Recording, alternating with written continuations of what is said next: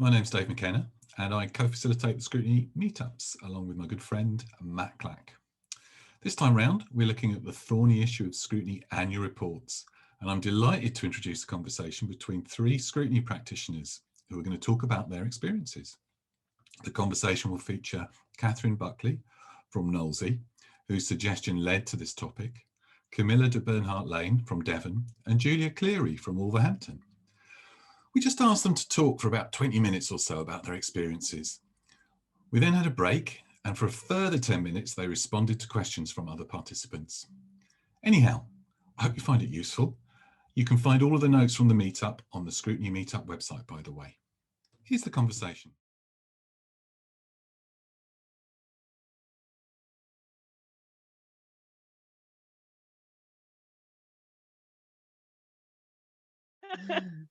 Who wants to kick off? I suppose I'll make for annual reports. I'll make a start because I suppose it was my idea to kind of talk about this, and I think reflecting on what we've just learned from that little poll we've done and what Dave's just said is I suppose for us, we don't struggle with content, we don't struggle with putting it together, but what I'm battling with a little bit is it fit for purpose? Is it a reasonable product in the current climate? Do people read it? How can we make it more relevant? It's those types of questions really, in terms of, I think we all have the content based on our meetings, but I'm just interested to learn from other people about how we bring it to life a little bit more, and make it relevant for people.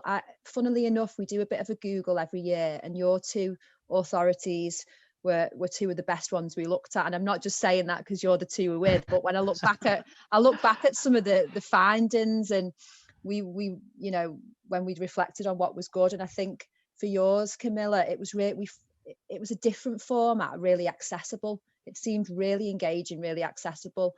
And then again, yours, Julia, we thought was like really professional, and it didn't look like a Scrutiny annual report. It looked really kind of, there was loads of content in there. So I suppose for me is like, do you know that had the impact, those types of questions really, and just to hear your views on how doing something differently worked for you.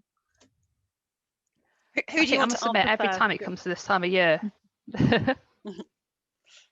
Julia, do you want to? I was just going to say, it fills me with dread. The thought of an annual review, an annual report every year just fills me with an absolute sense of dread. So every year we do sit down with the team, and we sit down and we try and think, just kind of what you were saying, Catherine, how do we make it accessible? How do we try and make it look modern? How do we try and what message are we trying to get across? What's the purpose of this annual report? And how do we get that message across? And what's the right format? What's the right way to get that message across? And to be honest, over the past few years, we've tried a myriad of different things. There was a time when we regurgitated a written report, and it had loads of information. This is what Scrutiny's done, and it was a bit of a regurgitation of minutes. And then this is what we plan to do in the future. And it bored the hell out of me just even writing the thing, and it didn't have any impact at all. I don't think anybody read it. It was ticking a box because we've done an annual report, and that's what we did. So I mean, there was a couple of years ago we sat down and we did a video which had a much bigger impact. So we actually we talked to comms, and we had a kind of a much more open-minded director at that time who said, okay, yeah, go for it, have a play with it, it's over to you, make it what you want to make it. And we interviewed all of the Scrutiny chair, we interviewed stakeholders who'd been involved in the Scrutiny process, we interviewed members of the Youth Council who we'd been engaging with, and they all told their stories. And I think that was a really good way of getting across what Scrutiny was. It was that narrative, telling a story. This is what we did, this is what we wanted to get out of it. And I think what really came across, and this is why I think it worked to some extent, it showed the faces of the Scrutiny people. They had the same accent as the people out there. They all had a Wolverhampton accent. So members of the public watching that are kind of thinking, hold on a minute, he is like me. I can relate to this person now. He's telling me a story. He's got the same accent as me. He lives down the road from me. And it took away, that picture that Dave had at the start with, a load of grey people sat around a table. I think in the public's eyes, we still, Scrutiny and local government is still a bit like that. So it's about taking it, moving it forward, modernising it. And you can see the passion in the councillors as well, which you don't get in the report. You could see that they cared. You could see that they really wanted what was best for the community. So yeah, that was an interesting way of doing things. I'll let Camilla talk for a bit now before I start babbling. I'll take over otherwise. Camilla. That's right. I've got a slightly different. I have a tendency to babble.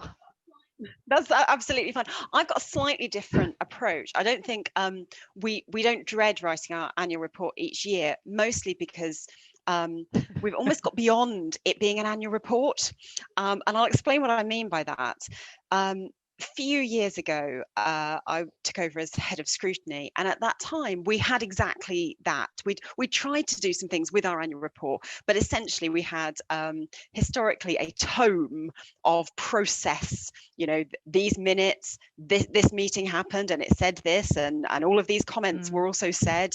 And actually, there was no real point to it. I don't think I, working as a scrutiny officer, even read all of it. Shh, I probably shouldn't say that. No, but it was boring. No, I didn't.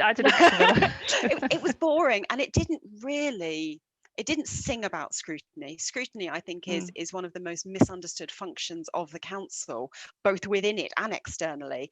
And I think there's a real onus on any kind of product coming out of scrutiny to really sing about what scrutiny is and about what its ambition should be. And it certainly didn't do that. So we'd crunched it down, we'd reduced the length of it, but still we had this real kind of focus on processy metrics. You know, we had meetings, people sat in meetings, they talked in the meetings, and that's all it really said. And so actually what I tried to change was actually have quite a lot of culture change around scrutiny. And this was in advance of the statutory guidance, but we were thinking about, you know, how does scrutiny sing for his supper? What is the point of scrutiny? What's our raison d'etre? And so we did quite a lot of work and development work with members, partly in some of their training and development sessions, and partly through the scrutiny chairs and vice chairs group to develop our culture of scrutiny as a council, and really looked at, you know, what its why was. So we borrowed from Simon Sinek, and we borrowed from a number of different kind of academics and different ways of thinking about things. At the same time, our council was looking at systems thinking and looking at the point of doing things. And from that, we distilled down this idea about what was the point of scrutiny. And it isn't to sit in meetings, it isn't to have a lot of discussions. Actually, the point of scrutiny is about better decisions, and about better decisions for the people of insert your council name. And so what I wanted to do was write an annual report that started with the question of, so what? If scrutiny didn't happen, what wouldn't have happened? And I was slightly incensed actually by one of our councillors who had been really active. In fact, I think they had even chaired a spotlight review during the year. And it got to the end of the year and they were like, oh, we had a great year this year. We've done some really impactful things. And this person went, I don't really know what the point of scrutiny is. I can't really remember anything that we've done. And I almost had a physical reaction at that point, and that demonstrates how much of a scrutiny geek that I actually am. But it was like, you know, what do you mean? You've done these things, you've made these really clear recommendations, and they've had impact. And we have talked about this, and I have brought this to you more than once, and you've discussed it. And, you know, that was maybe 3 months ago. How can you now go, not really sure what scrutiny's done? And I think that it was that little nugget that prompted me to go, right, we need to just ditch what we've done before, and we need to look at this from what is memorable. What can members who have been involved in the work maybe have that little prompt, but actually members who haven't been involved in the task groups, in the committee work, maybe they're on different committees, maybe they're not on scrutiny at all, maybe the cabinet is our audience. Actually, suddenly we need to look at our audience being every other officer in the council, because I don't know about you guys, but the number of times I've talked about actually how you don't need to be afraid to talk to members, how particularly at frontline officer level, but actually up the echelons, how coming to scrutiny shouldn't be a painful process. Actually, being candid to councillors and taking them on a journey of understanding about services and why decisions have been taken, and involving councillors in that decision. I cannot remember how many times I've had that conversation. It's a lot. But I wanted to kind of prove the point of what the value of scrutiny was in a really, really short, pithy way that anybody could pick it up and go, oh, just, you know, reading through this, not this tome, what's happened. And so have some impactful, almost tweet length headlines around the impact of scrutiny in any one given year. And what we've done is turn it into that. So our scrutiny annual report is a few other pages, but essentially there's one main page which is about the impact of scrutiny, and it's asking that so what question. If scrutiny hadn't got involved, what wouldn't have happened? Or on its head, what has scrutiny changed? And that for me is a really, really powerful thing. It's really powerful, and actually we've had some really positive feedback from our cabinet members, because they can then go, over this year, scrutiny's had this impact. We can see it.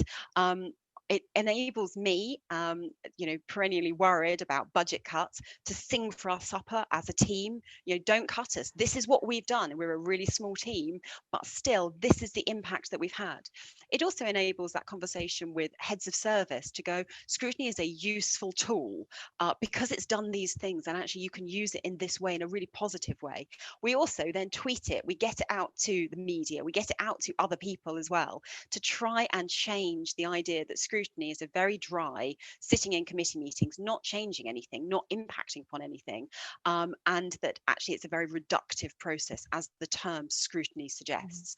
So all of those things, and there's a lot that's packed into that, but really it's around this kind of culture change, that let's understand what scrutiny does, and then let's sing about it. So we've used our annual report as that, and we've tried to embed it. I've tried to embed it with the team, that actually what we do is, when we have an impactful piece of scrutiny throughout the year, we sort of log it somewhere and go, scrutiny changed this. That's a lovely, lovely headline. Let's just put that in that inbox there, and I will revisit it. So at this time of year, I'm going back to that with the team, and actually we've already got quite a lot of content, although I still did click the content, because it's a work in progress. I don't think we've cracked it completely, because what I'd like to see is a really clear, and this goes back to how you set recommendations, and that's a whole different discussion, but this really clear relationship between we've made a smart recommendation, and as a result, this amount of money has gone into the service and it has impacted on this number of lives to this greater extent. And it's not just about the stats about it, but it's that kind of tangibility that I think scrutiny sometimes struggles with when it's talking about its impact. If I pause there, because I will just hoggle the space as well, Julia. No, Camilla, I was going to say there's some of the words you just said there were top of my list to talk about. What I really am desperate to do this year, and again, it's managing expectations, and it's managing one of my expectations of this scrutiny report, which, like, I want it to be all singing, all dancing, I want it to take over the world, but actually, how much effort am I going to put into it for who's going to look at it, who's going to read it? But going back to what you were talking about, I think top of that my list is evidencing value added from scrutiny and evidencing that impact, and that is something that certainly my bosses are hammering into me. That's what they want to see, because they need to be able to evidence the impact that scrutiny is having. And I think sometimes I was interested to see how people actually do that, because it's not always really obvious how scrutiny has added value or impacted. There are some that are really obvious, and there's we recommended this happened, this is the difference that it's been made. But a lot of the time with scrutiny as well, it's the behind the scenes stuff, isn't it? It's having those kind of informal pre-meets, it's having those discussions, it's having that informal sign of scrutiny by just asking a question in a pre-meet. The knock-on effect of that, actually, by the time you get to the meeting, because somebody asked that question in a pre-meeting or a briefing session or something, the outside body, the person or the officer who you've asked that question of has gone away and made some changes or investigated, and by the time they get to the meeting, that where scrutiny's had that impact has almost been lost, because it's a final product by then. So, and that to me is half of this is quite hard to try and put that into the report, and that's what I'm working on at the minute. I'm drawing all these threads together at the minute to try and put them into a final report. Interestingly, on Dave's poll, I haven't decided the format of this yet, because I don't know quite what's going to come out of my findings yet. I'm starting to see themes emerging. I'm starting to see patterns emerging from all of the panels, but I'm quite open. I'm remaining open-minded as to how I'm going to present that, because I think that's very important, especially in this digital world. But it's evidencing that non-tangible impact of scrutiny that I think is quite hard, but I think is actually has a massive impact. But it's how you actually evidence that in a scrutiny report, to say, yeah, I can't tell you exactly how much, and there's no kind of metrics, and I can't tell you the percentage, or that it hit a performance indicator, or there's KPIs all in there, because it is very kind of it's not solid facts a lot of the time, is it? But just by the other day we had some meetings, and I was in a meeting that we had the chief constable, and we had a couple of people from the council there, and they were both working on similar things about keeping the city safe and stuff, but they never met. So scrutiny it's making those partnerships, it's bringing people together as well, isn't it? Which again is massively adding value and creating relationships and things, but it's evidencing that. And then people don't always, like you say, well, scrutiny did that, scrutiny should take credit for that. It's like, no, it didn't. No, we're already doing that, because it's, you know, they don't want to accept that actually scrutiny built those relationships. Scrutiny actually got, by asking that question, scrutiny led to that. We commissioned a report, and by commissioning a report, it got you to think about something that actually the department is now taking the credit for. But actually, it was those initial conversations with scrutiny that got the ideas flowing, that got the, you know, that got the cogs turning and everything. So there is the tangible stuff, and there's the stuff that we can quite easily impact, but there's a huge chunk of scrutiny as well, I think, that makes a massive difference, that is hard to evidence, and perhaps people also don't want to acknowledge that scrutiny actually did that. I think when we talked at the start about, you know, a lot of our reports say we had this many meetings, I think that's just a fact. We had that many meetings, but exactly if you've just said, Julia, having those meetings is a value in itself, because people are making those connections, and they may choose to meet afterwards, and actions may come from those meetings that may not be minuted. But exactly as you've just said, you know, there is a value in having meetings, that they're talking shops, but they're also networking opportunities for people to make those connections and see things from one another's perspective as well, which then helps when they go away to their own job or their own role. It's just, they've got that perspective to build in, and they've got an awareness of how somebody else works, and those things you can't necessarily write down in a report, but they are very, very valuable, and they are I was just going to jump in there. Scrutiny. And I think you can write them down in a report. I think what the first thing I'd say is trying to get the culture across your scrutineers, if you will, so with your teams, but also with your counsellors, to flag those things. So that it's the nebulous, it's the intangibles, it's the we held a spotlight review and we got the police sitting down with a gambling charity, and they talked, and they've never met before, and actually that's an outcome, and so I think disconnecting the idea, and I've fairly, as somebody who works in scrutiny, and scrutiny sits in the wider democratic services, I'm so far away from kind of processy things as it's possible to get, really, but actually I think it doesn't have to be. Scrutiny made a recommendation, the recommendation went to committee agreed it, went to cabinet, a year later cabinet reported that they had done this thing, and scrutiny said they'd done it. I think that's one route, and that's really useful, and we've got things in our last annual report that said things like, because of what scrutiny asked, an extra £1 million was put into the service. Now, once again, scrutiny claimed responsibility for that because it came from a task group. However, there are a number of other things that also happened. I think, you know, if I challenge senior officers on was that solely the responsibility of scrutiny, I'm sure it was a number of different things colliding. However, I think don't be afraid to shout for scrutiny's role in that. So I'd say that, and I think advocating for scrutiny is really important. The other side of it is actually, if you've got that idea that you recognise that the majority, and I do believe the majority of the work of scrutiny takes place in those conversations, in those, we held a meeting and we asked that question, and that got somebody thinking about something in a different way. And by thinking about something in a different way, this shifted. And I've got so many examples that I've never put into task group reports of things that have changed along the way. And actually, sometimes they matter more to individual people than the massive recommendation that you've made, even if it's accepted. I don't think you should, as an annual report, I don't think you have to be wedded just to this went through committee, this was agreed in the minutes. I think getting that idea that actually, you know, if you look at our annual report and you look at previous annual reports, one of the big successes that I still talk about is how, on an offhand comment, somebody coming along to present to our health scrutiny committee talked about how defibs that had been paid for by counsellors weren't routinely mapped by the NHS. They just weren't. And so what we did was, it wasn't even a scrutiny exercise, it was just happened at a scrutiny committee. We got some of our scrutiny counsellors to write into us and collate where defibs are that they had sponsored with some of their counsellor money. We sent that onto the ambulance service. Now the ambulance service knows where defibs in communities are. and that happened because of scrutiny. I still claim that on the annual report.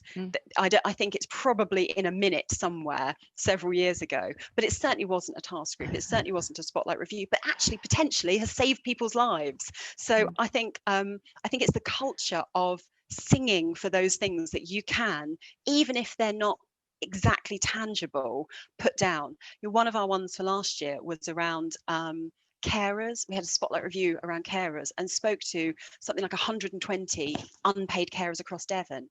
Just speaking to them and hearing their voice and valuing their voice almost was the point of the exercise. Recommendations came out of it. It was far too early at that stage to go, they've changed anything, but we still put that in because actually hearing from 120 unpaid carers was an end in itself. So I think don't shy away from, my advice to everyone would be, don't shy away from putting in some of those things that scrutiny's done. And I must admit, I'm going through that process at the minute. Yeah, it's really. I'm certainly going through that process at the minute because I've got starting to pull together these threads, and somebody said to me, "Can you just send me a table of the recommendations?" I said, "I'm not doing it that way. I haven't got a table of the recommendations. I'm not writing the report. I'm not going to present the report in that way. I'm not, and it's quite frustrating. Even though we've changed the format significantly. We've done a video. We did a newsletter last year, which had lots of photographs and very little kind of.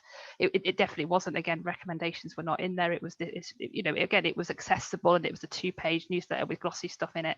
For this year, could you just send me a table of recommendations that's going in your annual report? And I'm thinking, and I'm fighting back, saying, I don't even know what to send you yet because I haven't even decided. I'm not there yet, ready to send you anything, and I don't know how I'm going to present it. It's not going to be a table of recommendations because that horrifies me that we would ever. Because like you, I'm not process driven. I hate process stuff. I'm a mess. I'm all over the place. I've got and it comes together at the end. Yeah. But if it will come together at the end, and I know it will. At the minute, I have no idea what I'm doing. I've got lots of stuff spinning around, but I think it's remaining open-minded. And again, in this new post-pandemic, pre-pandemic, whatever world we're in at the moment, it's making sure that it's fit for purpose for now, isn't it? And next year it might be a different thing, and the year after it might be something different again. So it's again not getting stuck in a rut of this is how we do reports. Actually, what is right for today to present this information? Who do I want it to go to, and what's the best way to present it? Okay, I'm just gonna pause you all there for a moment. I think that's been a most excellent conversation. You can tell I've been watching Bill and Ted. That was most excellent. And thank you, Catherine, Julia and Camilla. You get a well-deserved rest, and I'm going to send you off to the green room now, which you'll find Prosecco and Pringles. I don't know if it's the paprika one still. I know that was what we had last time. Everybody else, I'm going to invite you into breakout rooms for 10 minutes.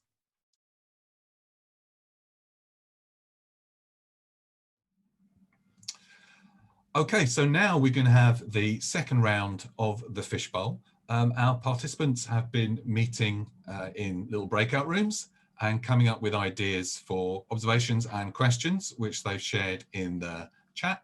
So what I'm going to do now is invite our fishes for the next 10 minutes or so, just to work through some of the questions as best that you can, really. You don't need to answer them all, even if it's only a couple, just whatever kind of piques your fancy, whatever you're interested in talking about. So I'm going to turn off my video and microphone now and invite our 3 fishes to continue on and keep having our fishbowl conversation. So an interesting one for me on there is some of the questions about social media, because we really, really struggle with getting any social media at all. We have asked for a tweet and we've been turned down.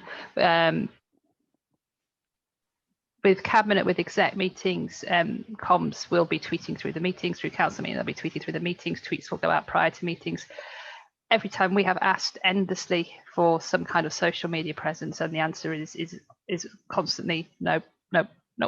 Even retrospectively, we said, well, can we have a tweet retrospectively, even to say that a meeting was held last night and this is what was discussed? No. So it's something that we are really, really stubbornly fighting, but getting nowhere with at the moment, in trying to get that social media. We've noticed that actually after every meeting now, so especially since we've gone digital, the press are reporting on every single scrutiny meeting. So the local newspapers are doing quite a big spread normally, because it's quite easy reporting, I suppose, isn't it? You can listen back and watch a video in your own time and quote the whole thing. So there's a lot of local press interest in what's going on, and it's been good press interest. But internally with our comms team, I think Deb, you've asked a question about in relationships with your comms team. It's weak. We have because scrutiny is not held in that esteem within the council. It doesn't. They just won't kind of entertain any kind of social media. I think there's an element they're scared of it as well, just in case it's, somebody says something at scrutiny that hasn't been pre-written or pre-decided, or because cabinet is a very kind of process-driven, very the meetings are already held before, aren't they? Whereas scrutiny is a little bit more, you never know quite what's going to happen. But we struggle a lot with social media and any kind of media comms publicity. Is there, I'm not sure, Julia, whether is there an opportunity to make use of your chairs and vice chairs, for example, in terms of them using their own accounts to tweet about scrutiny? So it's not coming from the corporate comms team, it's coming from the chairs themselves. I think depending on the quality of the chairs that we have at the moment, some yes and some no. So again, it's perhaps that consistency, isn't it? And I think even when we would get in trouble for that. I think that would come back to us as to why is your chair gone rogue. I think you should argue more and really support you arguing more. Yeah. But even if the tactics are getting your chair to go rogue, I mean, we're really lucky, and we had to fight for a while. But we have a democracy Twitter account, so it's not just scrutiny, but it tends to be the more active things that we tweet from it tend to be scrutiny related things. So we tweet about our meetings. Last year I tweeted every page separately of our annual report because they're quite pictorial, so it's really easy to see as a tweet and really easy to engage with.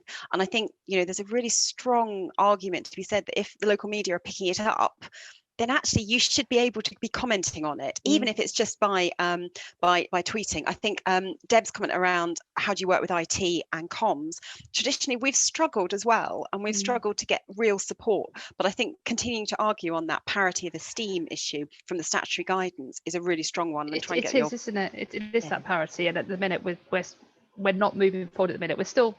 It's in every annual report. It's in every kind of report that we will do. We will talk about we need to improve the comms. It's in all the kind of the work planning presentations. Part of moving forward is improving the comms, improving the social media coverage. But yeah, it's a work in progress very much at the moment. That relationship and that social media presence, I think, which we are desperate to push forward and to improve on. And once again, with videos, and I love your idea of a video, and we thought about it last year. We've videoed other things, but we've never videoed an annual report, and it might be something that we look at this year, or maybe escapes us. But I think it's whatever we can do to shout about the value of scrutiny. I think there's a real onus, and that came over loudly and clearly from the statutory guidance, that scrutiny has a real role to play. And if it's not supported from the corporate centre, then actually it should be. And I think that's where your chairs and vice chairs should be kicking up some fuss. That's our running battle, yes. Good luck with that. I think that there are quite a few questions about process and time delays in process. And I was just going to say, for us, the way we try to do that, acknowledging the conversation that we've already had and saying you don't have to be necessarily bound by the committee timeframes. If something changes, you put it in there. But actually, we look over a 2-year period for a 1-year annual report. So task groups, particularly, and spotlight reviews that may have concluded 2 years ago or well over the before this municipal year, we also look at the reports that come back and kind of claim some of those recommendations. So I think fluidity between exact years, I think if you draw really strong boundaries there, it doesn't necessarily help the cause, because you lose some of the impact that sometimes can be seen over more than 1 year. Just, I know a few people have asked about that. Yeah, we've had a few spotlight reviews, as you call them. We did one after Grenfell, and again, we got some stick because it was meant to be a spotlight review, but it's kind of gone on now. We haven't met for a long time, but there is due to be one final meeting because of waiting for certain government inquiries to come out and certain things. So again, it's each one is quite individual, isn't it? Some might be really short and sharp, and you can make a recommendation and something gets sorted. But other ones, you might be talking a couple of years where you need to just keep, monitoring, not necessarily meeting, not necessarily doing anything, but just keeping a watching brief over what's going on. And then when something does happen, whether it's you waiting on something from government, then you bring it back, then you pick it up again and get that recommendation taken through. So yeah, I think it's just being intelligent how you approach it, isn't it? And using some common sense, I think. And very much it's an annual report in name, I suppose. But if those things have had a lag, there's no issue with reporting them, because I think again it goes back to the purpose. The purpose of the annual report really is to promote the value of scrutiny, and you're promoting the value of scrutiny by talking about things that have happened, and the impact that they've had. So I think confining it to the course of just this, just a 12-month period, we're missing a trick almost, aren't we? In terms of, I think the way you put it, Camilla, is about singing about the value of scrutiny. And I think, it's that awareness raising for scrutiny and giving it the name it deserves, really, and showing the value and having a report that sings about that, really, and that people are interested to read and then understand, well, I could get more engaged with this, or I could put forward items, and it's about promoting it, isn't it, I suppose, to a wider audience. And just picking up on one of the questions there about the kind of the video or the newsletters and the different ideas, and it made me think that, having a mixed media approach now, we don't necessarily have things in print. So is there an opportunity to have, I liked your idea, Julia, about the real voices coming through. So, we can write a foreword, but, people can choose to read that, but also we could get the actual, chair or our statutory scrutiny officers to read segments, and then it's their voices. And if people choose to listen, it's not necessarily a video, but it comes across that these are real people, exactly as you said earlier, Julia. And I think that kind of might be a good balance. That's something I'm definitely going to consider for the future, as a bit of a mixed approach. I think there's a question in there somewhere about how do you show that it's member led, that it's not just an officer who sat in a room and just regurgitated what's gone on. And I think that's a really good way of doing it. Is actually the voices are coming from the councillors themselves. I think I had a quick watch of our video about this morning, just before this, and at one point that the scrutiny councillor who led one of the spotlight reviews said, I wanted to do a review. I took this forward because he was an ex-firefighter and he was seeing the Grenfell tragedy. So because you could see that it had started, the origin of this had come from a councillor who had background knowledge in this and who actually wanted to make a difference. And then working that through, it ended up in making sure that sprinklers were in all high rises of all our housing association buildings.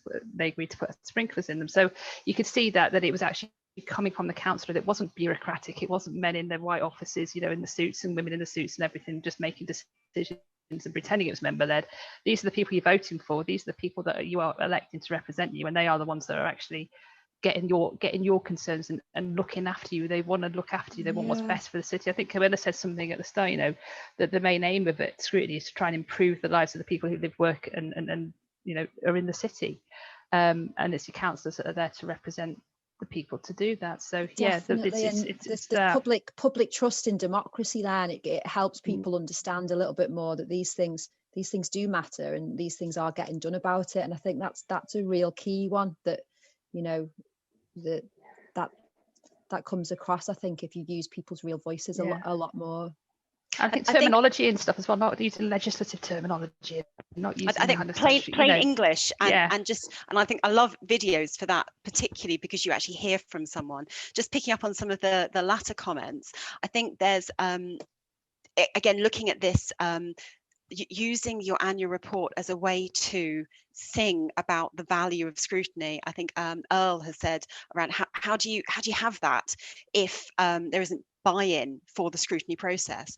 And I think it's almost chicken and egg, actually using your annual report to leverage buy-in for the scrutiny process. One of the things I wanted to mention today and haven't really got around to is almost one of our scrutiny annual report is really, really short, because what I want to do is inspire people to find out about the kind of the task group work and the spotlight review work mostly, although committee work too. And what we've started doing for all of our task groups is producing really, really short little kind of infographics of them that might include some of the recommendations and might include some of the voices of people that have been heard. And the importance of that is to then get people to look at the actual report, which might be 40 pages long, but to kind of whet the appetite from the annual report. Oh, this piece of work went on, I might be interested in it. I know a little bit more about it, and actually now I can dive into it and find out what happened and then track it, even if it doesn't come back a report on the recommendations for 9 months, a year afterwards. But still, you've got some of that progress and you're trying to get that interest in scrutiny. And I think the annual report can be a really useful tool for that. Okay, I'm gonna time flies so quickly, doesn't it? I was really getting into that, but I'm conscious that that we'll need to draw it to a close. So I'm just going to thank you three, Catherine, Julia, Camilla, for what's been an excellent conversation. I think it's been really, really rich, and I know people will be getting lots and lots and inspiring lots of thoughts.